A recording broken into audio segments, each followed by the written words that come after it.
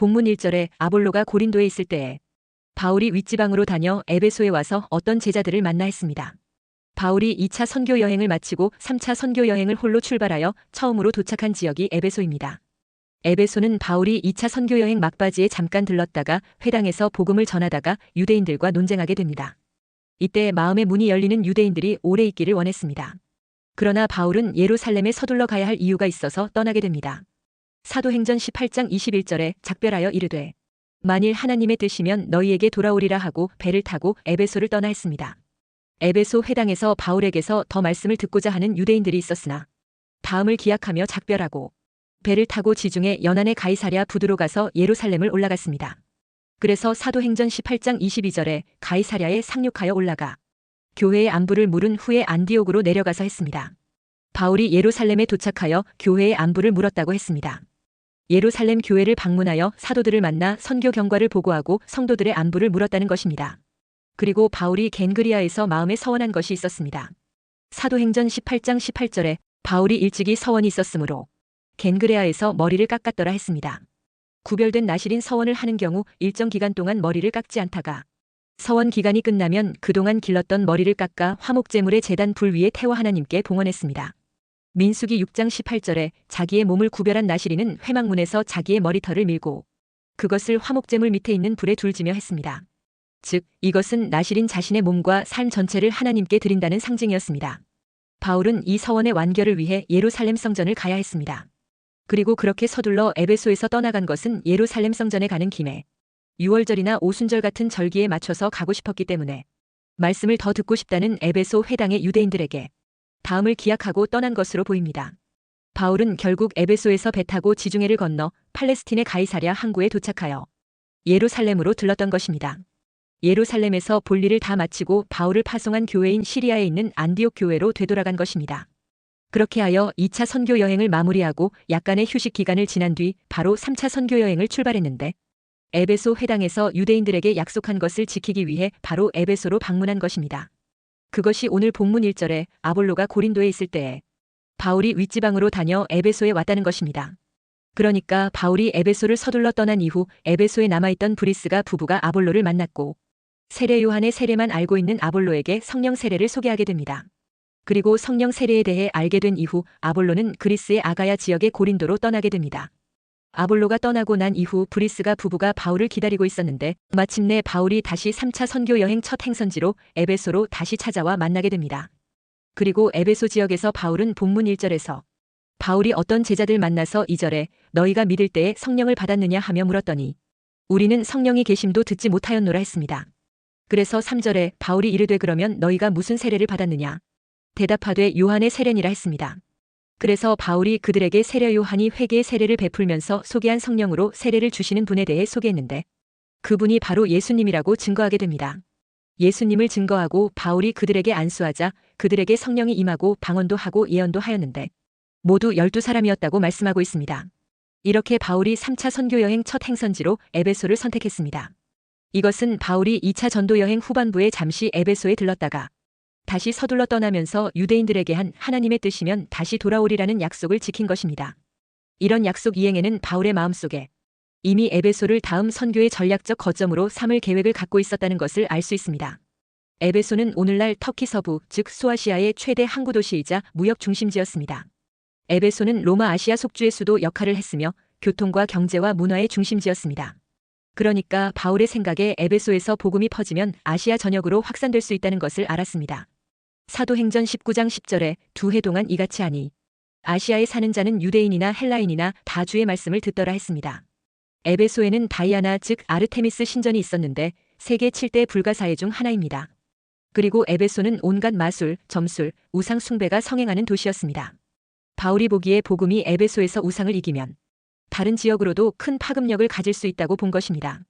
그리고 거기는 브리스길라와 아굴라 그리고 아볼로를 통해 에베소에는 이미 기초적인 신앙 공동체가 형성되어 있었습니다. 바울은 이를 견고히 세우고 성령 안에서 성숙하게 하려는 목적을 가졌습니다. 사실 바울이 2차 선교 여행 때 아시아에서 말씀을 전하려 했지만 성령이 막으셨습니다. 그러나 3차 전도 여행 때는 하나님의 때가 무르익어 에베소로 길이 열렸습니다. 이 같은 바울의 선택은 단순히 전략적 판단이 아니라 성령의 인도와 사명의 성취였습니다. 그래서 바울은 에베소에서 무려 3년간 사역했습니다. 사도행전 20장 31절에 그러므로 여러분이 일깨어 내가 3년이나 밤낮 쉬지 않고 눈물로 각 사람을 훈계하던 것을 기억하라 했습니다. 바울은 에베소의 두란노 서원에서 날마다 가르치며 아시아 전역에 복음이 퍼지게 하는 중심 사역지가 되었습니다. 에베소는 훗날 계시록에 나오는 소아시아 7교회의 모범적인 교회가 되었습니다. 첫째, 바울이 너희가 믿을 때에 성령을 받았느냐고 물은 이유는 성령을 받아야 구원받고 천국에 들어갈 수 있기 때문입니다. 너희가 믿을 때에 성령을 받았느냐는 물음은 그리스도인이냐 아니냐를 결정짓는 중요한 질문입니다. 예수님은 하늘로 승천하시면서 사도행전 1장 4절 5절에 우리에게 남겨놓으신 마지막 명령이 있었습니다. 사도와 함께 모이사 그들에게 분부하여 이르시되 예루살렘을 떠나지 말고 내게서 들은 바 아버지께서 약속하신 것을 기다리라. 요한은 물로 세례를 베풀었으나 너희는 몇 날이 못되어 성령으로 세례를 받으리라 하셨느니라 했습니다. 그러니까 예수님은 모든 믿는 자들에게 아버지께서 약속하신 성령으로 세례를 받으리라는 명령을 남겼습니다. 그러므로 바울이 에베소에서 예수님을 믿는다고 하는 어떤 제자들을 만나 오늘 본문 2절에 너희가 믿을 때에 성령을 받았느냐 하고 물어본 것입니다. 로마서 8장 9절에 누구든지 그리스도의 영이 없으면 그리스도의 사람이 아니라 했습니다. 요한복음 3장에 보면 예수님은 한밤중에 자기를 찾아온 니고데모를 향하여 사람이 물과 성령으로 거듭나지 아니하면 하나님의 나라에 들어갈 수 없느니라고 선언했습니다. 그러니까 바울은 그들이 복음으로 거듭난 그리스도인인지 아닌지 성령의 능력으로 변화받아 살아가는 그리스도인인지 아닌지를 확인하고 싶었던 것입니다. 그런데 저들의 대답은 2절에 아니라 우리는 성령의 계심도 듣지 못하였노라 했습니다. 예수 믿고 구원받은 그리스도인이 성령의 역사에 대하여 모르고 산다는 것은 얼마나 슬픈 비극인지 모릅니다. 그래서 바울은 그들에게 다시 물었습니다. 3절에 바울이 이르되 그러면 너희가 무슨 세례를 받았느냐 대답하되 요한의 세례니라 했습니다.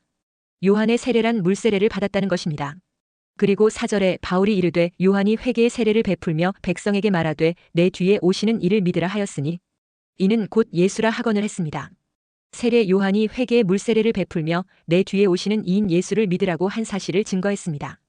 그러면서 덧붙여 세례 요한이 말하기를 누가복음 3장 16절에 요한이 모든 사람에게 대답하여 이르되 나는 물로 너희에게 세례를 베풀거니와 나보다 능력이 많으신 이가 오시나니 나는 그의 신발끈을 풀기도 감당하지 못하겠노라. 그는 성령과 불로 너희에게 세례를 베푸실 것이요 했습니다.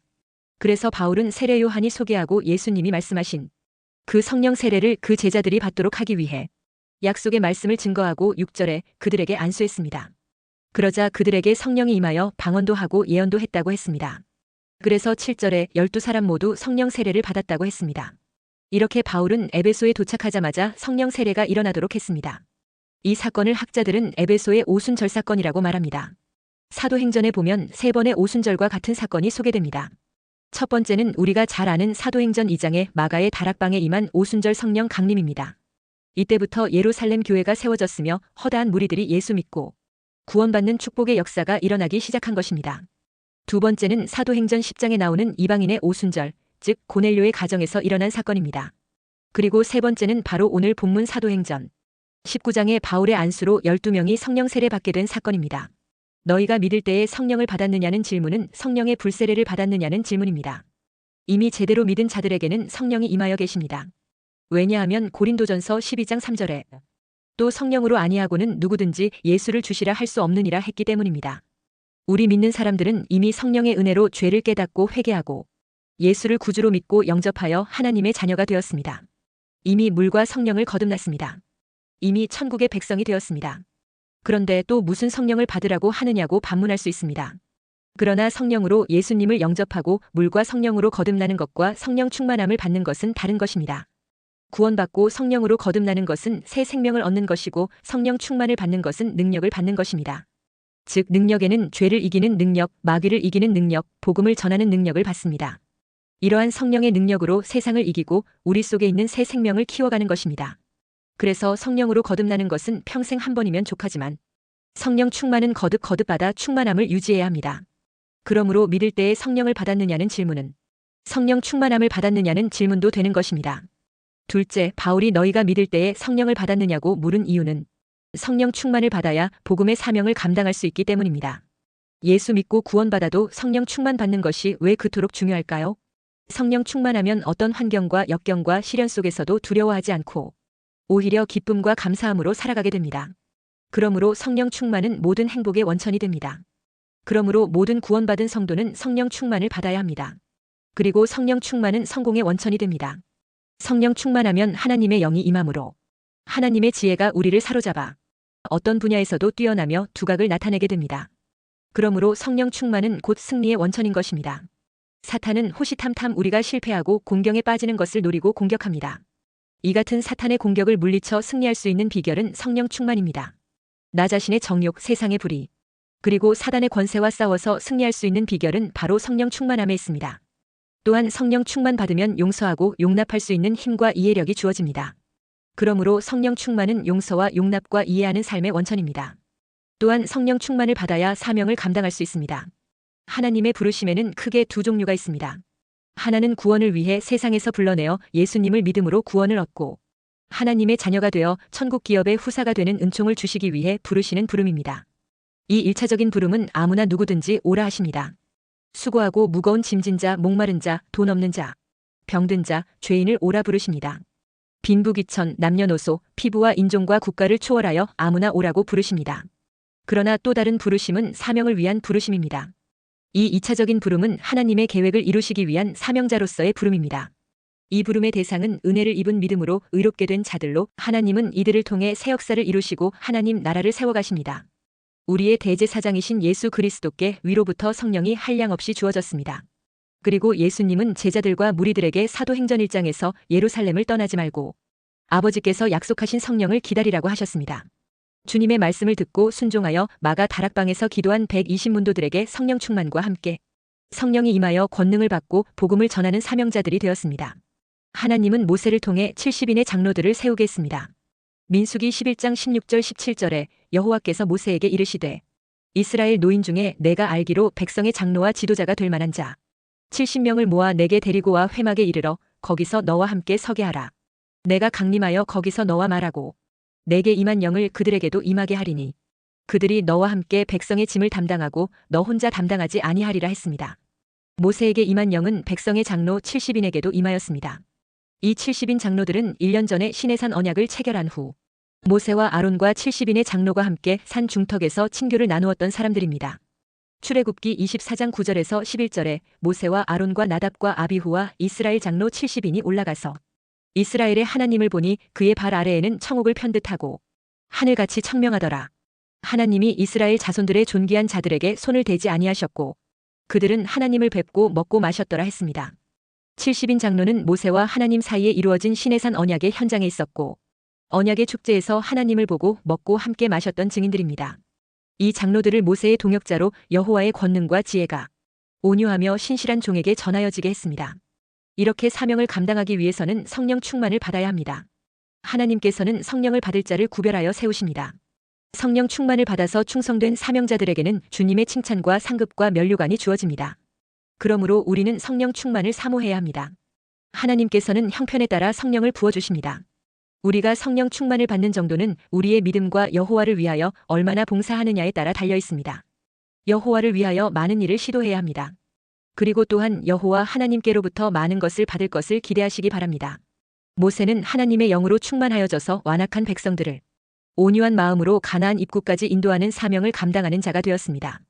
그리고 하나님께 인정받고 칭찬 듣는 충성된 종의 사명을 죽는 날까지 감당하다가 하나님의 부르심을 받았습니다. 여호수아도 하나님의 영으로 충만하여져서 가나안 족속을 물리치고 이스라엘 백성들을 약속의 땅 가나안으로 인도하여 땅을 분배하는 사명을 완수하는 충성스런 사명자가 되었습니다.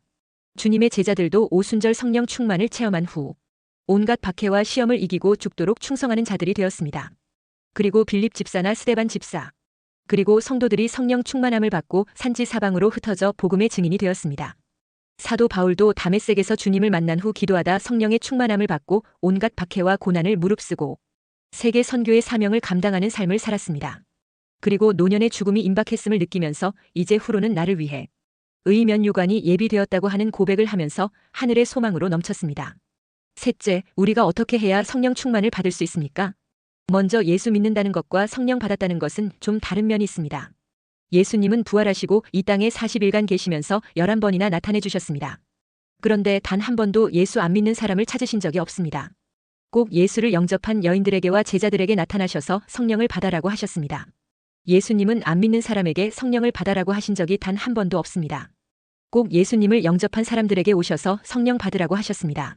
이것만 보아도 예수 믿는 것과 성령 세례 받는 것이 다르다는 것을 알 수 있습니다. 사도 바울도 본문에서 너희가 믿을 때에 성령을 받았느냐고 물었습니다.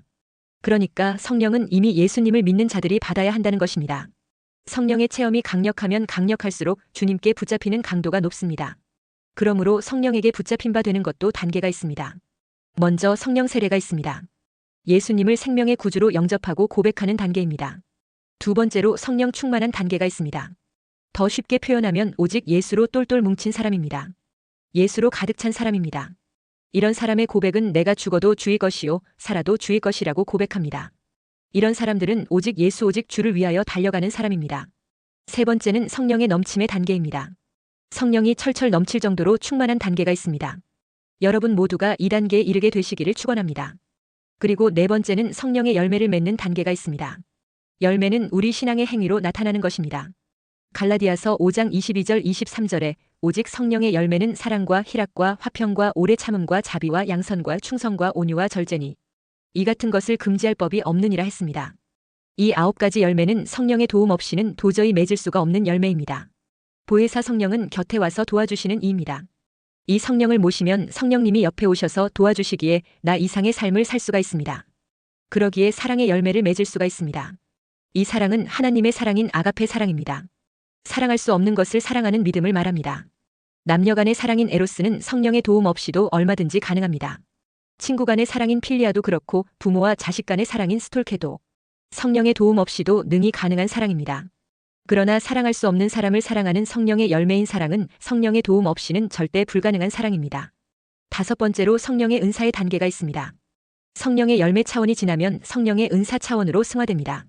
성령의 은사는 하나님께 영광을 돌리는 도구들입니다.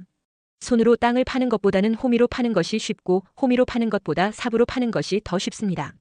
그러니까 성령의 은사는 없는 것보다 있는 것이 더욱 하나님을 섬기는 데 좋습니다. 그러므로 성경 속에 나타난 은사를 사모하시기 바랍니다. 성령 충만 받기란 그리 어려운 일만은 아닙니다. 중요한 것은 우리가 성령님을 인정하고 모셔드리고 환영하면 성령님은 우리 심령 속에 오셔서 우리를 도와주십니다. 그런데 성경에는 세 종류의 사람이 있다고 말합니다. 육에 속한 사람과 육신에 속한 자와 영에 속한 사람입니다. 육에 속한 사람은 고린도전서 2장 14절에 육에 속한 사람은 하나님의 성령의 일들을 받지 아니하나니 이는 그것들이 그에게는 어리석게 보이며 또 그는 그것들을 알 수도 없나니 그러한 일은 영적으로 분별되기 때문이라 했습니다. 이는 예수님을 믿지 않은 사람을 말합니다. 도저히 하나님의 진리를 받아들이지 못하는 세상에 속한 그런 사람들입니다. 지옥행입니다. 또한 육신에 속한 사람은 고린도전서 3장 1절에 형제들아 내가 신령한 자들을 대함과 같이 너희에게 말할 수 없어서 육신에 속한 자 곧 그리스도 안에서 어린 아이들을 대함과 같이 하노라 했습니다. 예수님을 영접하였으나 아직 믿음이 어린아이 같은 사람입니다. 어린아이는 약합니다. 이런 사람은 쉽게 넘어집니다. 그래서 바울은 장성한 분량의 믿음을 요구하고 있습니다. 그리고 영에 속한 사람은 고린도전서 2장 16절에 누가 주의 마음을 알아서 주를 가르치겠느냐. 그러나 우리가 그리스도의 마음을 가졌느니라 했습니다. 그리스도의 마음을 가진 사람이 영에 속한 사람입니다.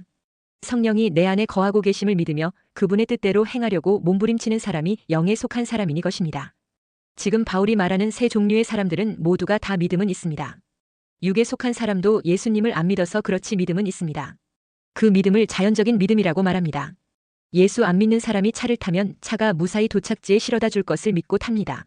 슈퍼마켓에서 우유를 하나 사 먹는 것도 독이 없는 줄 믿기 때문입니다. 이런 믿음을 자연적인 믿음이라고 말합니다. 또 육신에 속한 사람도 믿음이 있습니다. 예수님을 믿되 어린아이와 같이 약한 믿음입니다.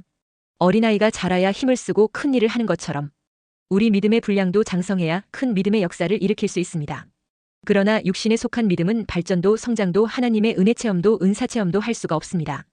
그런데 우리의 믿음은 영에 속한 사람이 되어야 합니다. 그래야 성령의 체험을 할 수 있습니다. 이런 믿음은 기적을 봅니다. 예수님은 핍박자들이 두려워 숨은 제자들에게 주님은 제자들에게 왜 겁을 먹고 숨어 있느냐? 떨지 말고 나가서 활동하라. 프로그램을 짜라. 전도하라. 말씀하시지 않고 성령을 받으라고 하셨습니다. 성령만이 저들의 삶과 상황을 변화시킬 수가 있기 때문입니다. 스가랴 4장 6절에 이는 힘으로 되지 아니하며 능력으로 되지 아니하고 오직 나의 영으로 되느니라 했습니다. 예수님은 누가복음 11장 13절에 너희 하늘 아버지께서 구하는 자에게 성령을 주시지 않겠느냐 했습니다. 그리고 야고보서 1장 6절에 오직 믿음으로 구하고 조금도 의심하지 말라 했습니다. 우리가 세상에서 승리하는 비결은 오직 성령입니다. 그래서 에베소서 5장 18절에 술 취하지 말라. 이는 방탕한 것이니 오직 성령으로 충만함을 받으라 했습니다. 술 취한 사람은 술의 힘으로 두려움이 없어집니다. 그러나 성령 충만한 사람은 하나님의 힘으로 담대해집니다. 성령이 충만한 사람도 소극적인 사람이 적극적인 사람으로 변합니다. 사람도 두려워하지 않고 담대하게 그리스도의 복음을 전하게 됩니다. 술 취한 사람은 술의 힘이고 성령 충만한 사람은 하나님의 힘입니다. 베드로를 보세요. 조그마한 계집종 앞에서도 예수님을 모른다고 3번씩이나 부인하고 저주까지 했습니다. 그런데 그가 오순절 마가의 다락방에서 성령의 불세례를 받고 나서 자기를 죽이려고 하는 섯을 펄은 사내들인 공의회 앞에서도 대담하게 바로 예수님이 그리스도인 것을 증거했습니다. 여러분 모두가 성령 충만을 받아 성령의 능력으로 복음의 사명 감당하게 되시기를 주의 이름으로 축원합니다.